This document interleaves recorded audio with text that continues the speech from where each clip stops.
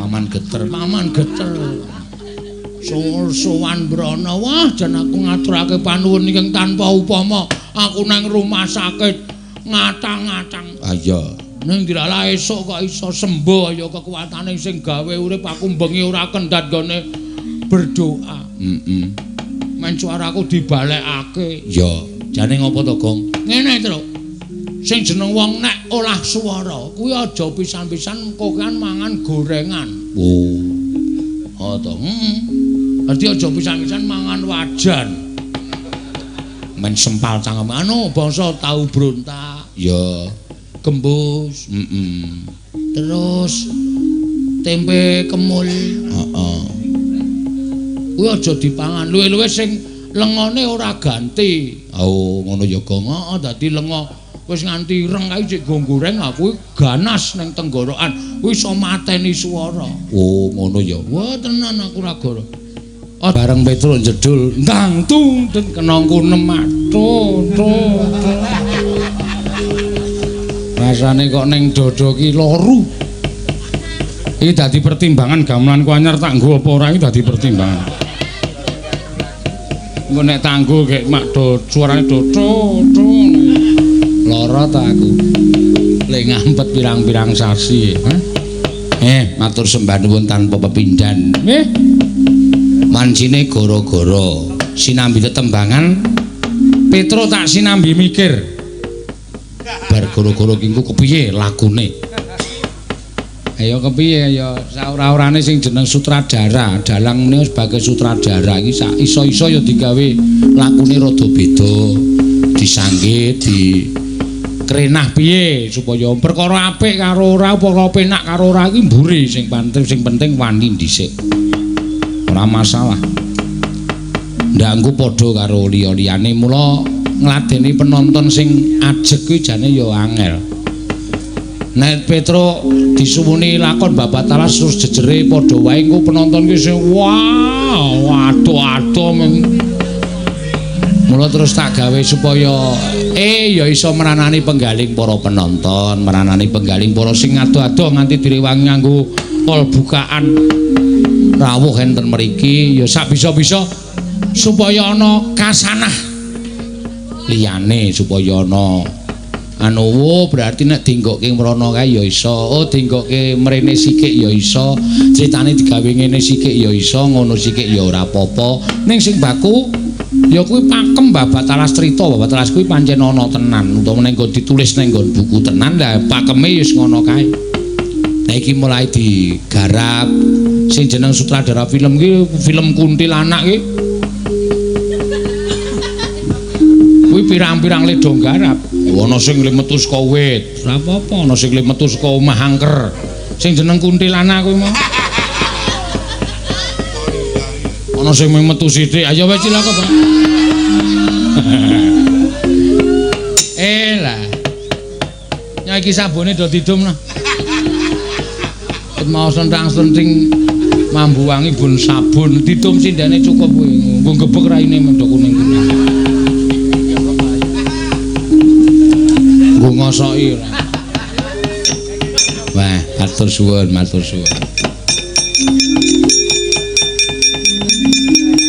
Sesuk sing enong nek nganggo gamelan siji nek njaluk dingklik aja dikeki ben. Ben ngrekoso wis. Ayo monggo. Rolas cacahe dadi ngono. Pokoke nek dingklik to tak kon jukuk, ora entuk nyambut gawe nganggo dingklik sak penae. Nganggo dingklik wis sok kena pencune, sok kena pinggirane. Tutung teng tok tok.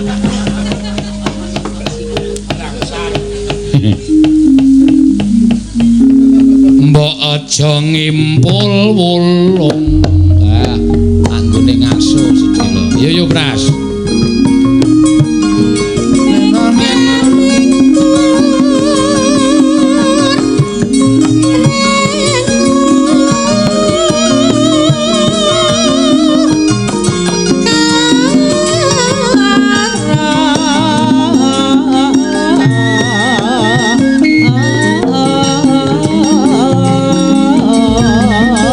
Wah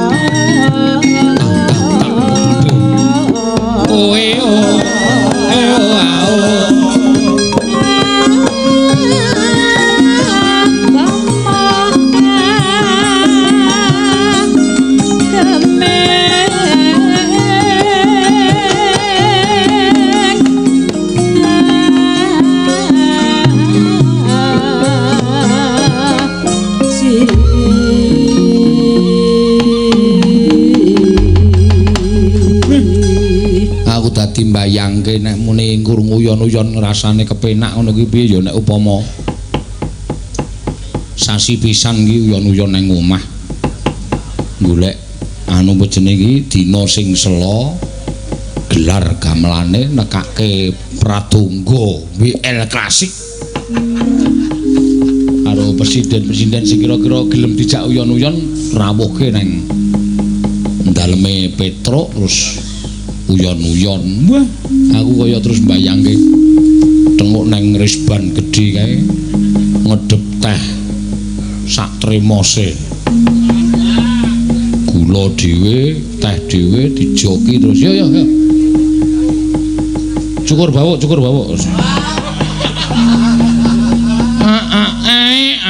Wah, tulu entuk kedah. Tok. Wah, wis ketok regu ae dan terus ana dayuh teko. Nembe uyon-uyon Pak Petruk nggih niki umbangane do nganggur do nyolong. Ora. Boros. Mesti do tegel njaluk dit mesti ana. Wong ora ngerti watake penabu-penabu kaya ora apal. Wis diomongi wis gek latihan entuk sak lagu tak tukoke rokok. Ya ora dadi-dadi. Ayo wis. Trimo ora tuku. Ning nong. Nembang sing kepenak ngundang Kang Garing. Nek ora tak tundang Kang Garing ndak ora. Apa ya arep nembang apa aku wedi nek padha karo Mawawan e. Mawawan sing mayang dalang internasional. Ayo kembaran karo almarhum Junaidi. Dalang internasional ki almarhum Junaidi. Raden Gatotkaca nyeruk sang Indri Gantron jukuki bling-bling. Ning nong sing penak apa ya? Mbok ya mesem rangut pedae apa? Mbok ya guyu sesame pedae apa? Tetemo ing janji.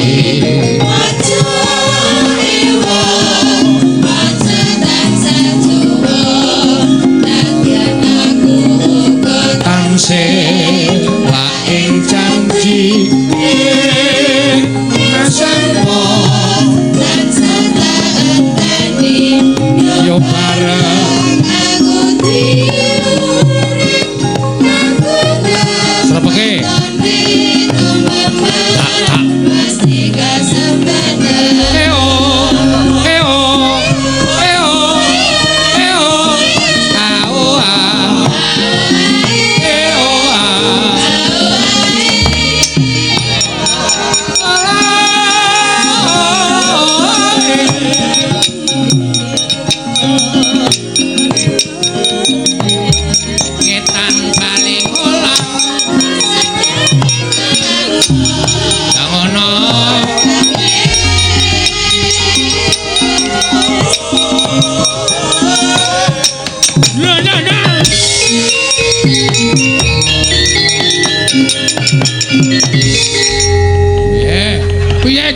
kekuatane kanca-kanca elok tenan kok. Anggere kowe metu mesti seseke ra jama-jama ya Gong. Ah iya, nggo ngelekke mata. Mengko ndak do rem-rem ayam. Ah iya. Mbok ya alon-alon ngopo kok ya cenanangan ora. Weh, adi nggo gong. Mula jenenge Bagong dienggo gong. Iya. Mula kudu diseseke nek ora ngono ndak. Do aku seneng kanca-kanca ki jan kompak ora jama-jama nek melek. Heeh. Ayo nek melek iki mesti kompak kok ya. Nek merem mesti ora kompak. Heeh. Wah, piye reng jan seneng awake dhewe. Iya, sowan ana ing dusun Cikal Kring Bintaran. Sing keparang nimbali penyanyi para warga saka Cikal kene kapindhikan kapandhikane dening penyanyi Bapak Haji Badawi. Heeh. Aku seneng tenan nek karo penyanyi Bapak Haji Badawi. banter medal. Badawi, heeh, piyaine Lembah Manah. Aku ya kelumputan karo panjenengane atro. Mergane apa? Ayo ndilala kok sing jeneng bungah susah bejo cilaka sugih miskin lara waras ki pancen ora iso dijangka kok ya Tru. Heeh. Bengi arep sowan ning daleme Pak Badawi kok esuk ki suaraku blas ora metu. Ora metu blas ora metu. Tak planet ya ora metu. Ngrekoso tenan kok. Heeh to. Terus tak presake. Oh, terus karo dokter niki Pak Bagong kudu ngaso paling tidak 2 hari kalau enggak nanti pita suaranya pecah malah suaranya enggak bagus. Waduh, mongko gawean isih pirang-pirang. Terus tak foto tak kirim ke Pak Badawi. Aku ndilalah ana sing sago ngenteni ya panjenengane bapa pamanku. Paman Ploso Jenar. Iya. Paman Geter. Sowan Brana, wah jan aku ngaturake panuwun ingkang tanpa upama. Aku nang rumah sakit ngatang-ngatang. Ah iya. Ning dilalah esuk kok iso sembuh ya kekuatane sing gawe urip aku bengi ora kendhat gone berdoa. Men suaraku dibalekake. Ya, jane ngopo to, Gong? Ngene, Tru. Sing jeneng wong nek olah swara kuwi aja pisan-pisan kok kan mangan gorengan. Oh to. Berarti aja pisan-pisan mangan wajan. Men sempal cangkem anu bangsa tahu brontak. Ya, gembus. Terus tempe kemul. Heeh. Kuwi aja dipangan luwe-luwe sing lengone ora ganti. Oh, ngono ya, Gong. Heeh, dadi lengo wis nganti reng kae cek goreng aku ganas ning tenggorokan kuwi iso mateni swara. Oh ngono ya. Wah tenan aku ra goro. Aja ngombe es kok se. Nek kuwi kualik ning digawe ketok banget kok. Es teh aja kuwi anu ku ya membekukan pita suara ku ya ora apik. Oh ngono ya. Mangan sing ijo-ijonan Tru. Ya, kaya ta suket. Trek lencung. Bagong anggere awake ketoke sayang kok kaya ngono ya. Men aku nekat to saiki. Ya reng nembang emoh. Lho ayo nembang sing kepenak. Ayo nembang sing apik Tru. Ya. Pamundutan pirang-pirang ki ana beberapa kertas sing urung iso diaturake. Awak dhewe wis diparingi apa ayam goreng loro lho, Tru. Iya. Wis tak singgahke nang mobil anggere mingkari cakare genah baron. Genah pangan garangan. Iya. Iya mesake karo sopir kok dunake garangan. Ah, ora apa-apa. Engko iso-iso iso tinggo lawuh. Iya. Asing separio dikeki kanca-kanca. Apa aku? Anggepe kok sak kepenake dhewe. Kebajak kakejebet kabejane dhewe-dhewe. Kabejane dhewe kok dikek-kekke ora. Mung karo Bu ayam goreng Bu Suryanti iki diparing awak dhewe kok. Iya, ora muni karo Wiyaga kok. Nirasa dikeki rasa kok ngene iki nek ora tegel-tegelan ado nekat wae. Yo. Nembang sing kepenak iki panjenengane Ibu Suryanti ayam goreng saka Mendungan nyuwun pepiling Tru. Oh ya reng diaturake. Pepiling kuwi apik tumraping ngelingake wong supaya manembah marang kersaning Gusti. Iya Tru. Iya. Sing apik tetembangane dibawani sapa reng? Manut. Kira-kira Bagong penemune piye? Dibawani sapa, Gong? Nek aku rasa digawake digawa dhewe. Dibawani karo digawake iki beda. Ana? Dibawani. Manggo bawa maksudnya pepeling. Heeh. Nyuwun suarane Mbak Ika. Iya, iya. Nyuwun kok ming swara. Karepmu apa? Suarane Mbak Ika iki dipepele. Iya.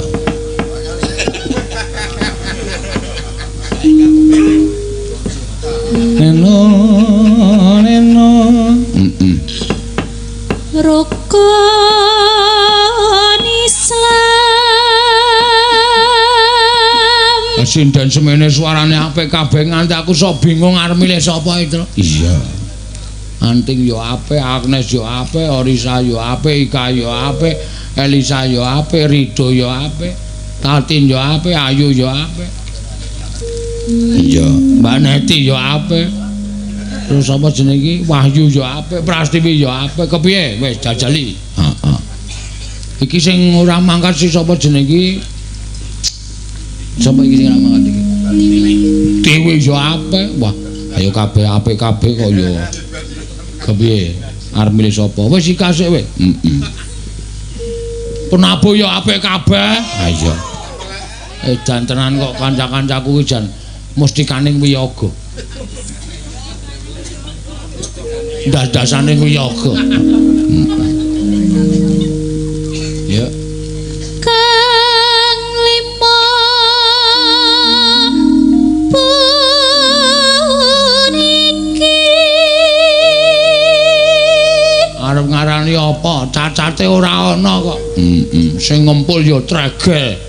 Anggere muni sampak ya. Kung kung kung kung kung kung. Ora mung tabuhe ndase barang dinggo nucuk.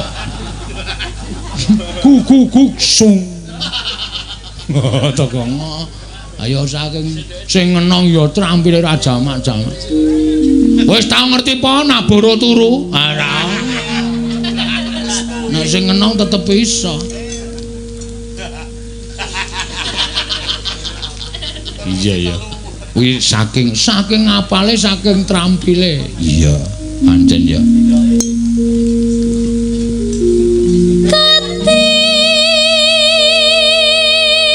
Madang sik. Iya. Mulane kok aku wis mempeng kok tanpa ana sambutan. Wah, jan dagelan iki kalahe mung karo sega. Heeh. Coba soe. Apa dipangane ndak mesakake ora.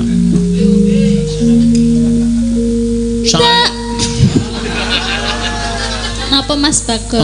Aku kira Ika ki sok kerep bareng. Nah iya. Maksudnya ki kono muni aku muni ngono lho. Lah kok piye-piye. Kono mangap aku terus mangap.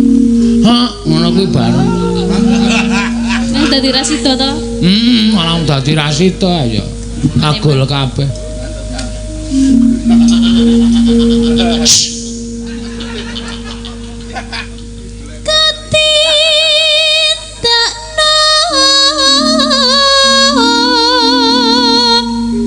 Terus langsung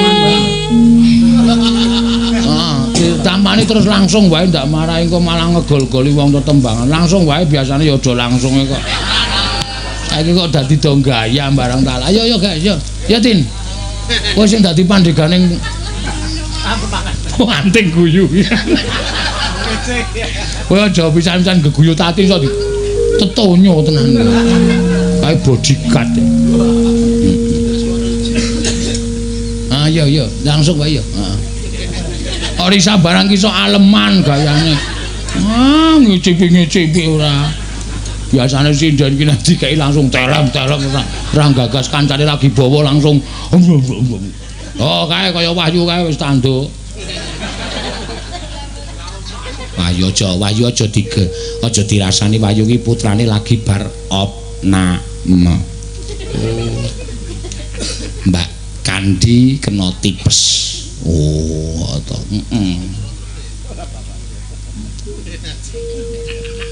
Mring para sesama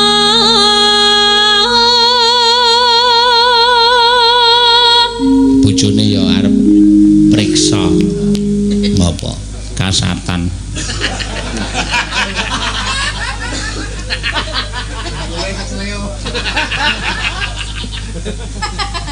Neno aja padha ditinggalke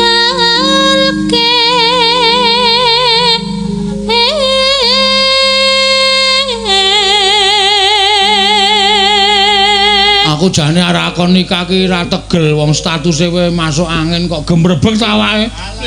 Nggih, Pak. Oh, ayo. Tambani, Pak. Hah? Tambani. Wah, ora sok ngono kuwi. Aku ki nek nambani wolor mung tak sebul mari.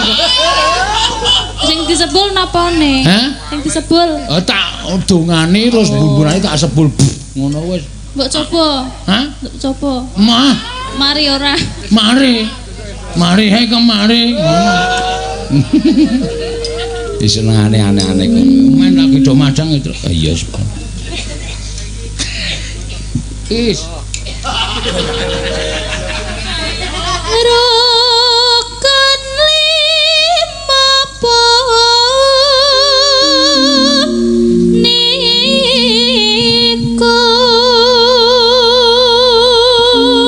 Arep garapi wanda nek bojone bojomu ora ndo. Ana. Mesti muring-muring ngono. Galake ra jamak-jamak. Wis mulai Dewi Lantapwati. Wong ngladeni wayang kok jarene wonten Mas wonten iki ora gelem nabuh apa-apa ming nadai entute dalang ngene iki.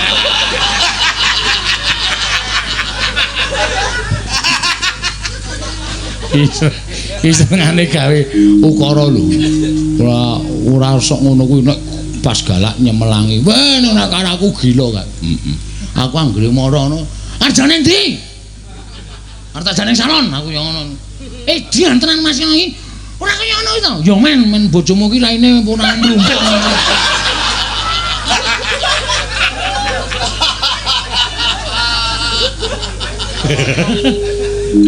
Mas Wanda. Elingan trek ketabrak mbiyen ya. Tak treke nang omah montore yo Yamaha 75 kae. Langsung standar Mas Wanda. Piye kananmu Mas? Musirahe Wanda dijahit.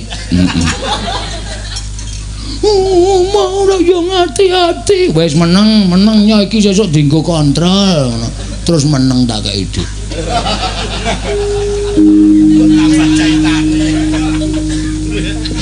Musiramu dijahit Mas Wanda. Kok dudu cangkem.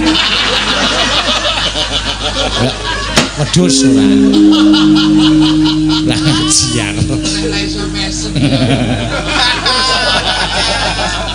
Tenan ra iso gogoh. Heeh. Pinter tenan nek muni gogoh iwak ngono. Oh, kathoke di klomborke kae lho nganggo kathok sing klombor. Tau tak coba ning Blumbang. Ayo gondok pancen kowe pinter gogoh iwak iki entekno. Oke, nyemplung-blung ngono. Kathoke dikomborke terus mojok ngene iki. Ngerti bek. Dulungke entuk bawal. Bek. Dulungke meneh. Bek bareng ditarik. Yung. Aku wis ngandhak udu iwak to.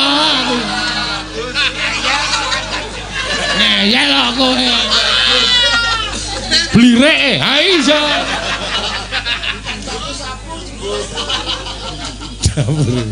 Ayo ki. Sahatate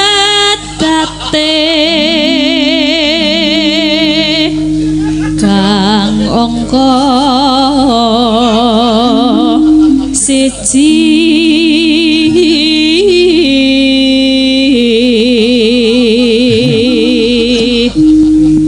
Kaya ora apal. Ayo saking wae gilek-gilek kok. Ana apa jenenge iki? Apa jenenge? Berskap. Iya. Arep dulungke kok katut. Ayo. Mesti bengok. Yo. Kok tak dupak lho. Wah, Kang. Terus kang angka loro salat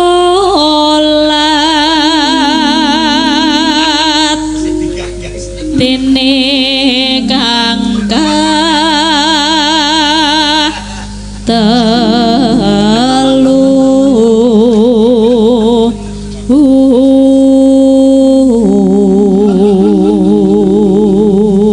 Ramadan nindake poso Ramadan nindake poso papat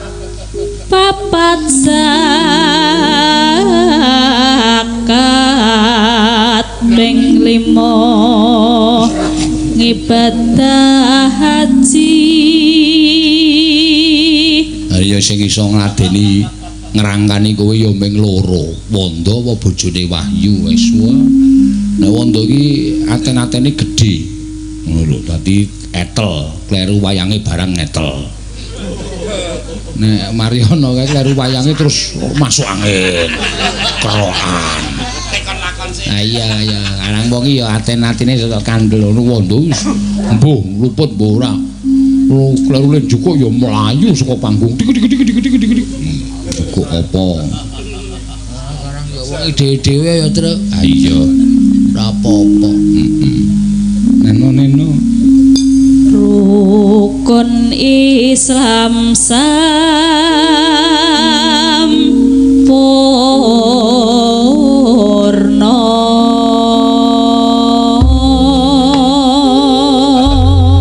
Pandengaren tenan iki sinden-sindene blas ra ana sing nyangga piring. Anggere tok lokke ngono kuwi terus do ora wani nek. Oh, ayu. Oh biasa nek ayu wis ora apa-apa. Wah, karo guyu karo diloloi.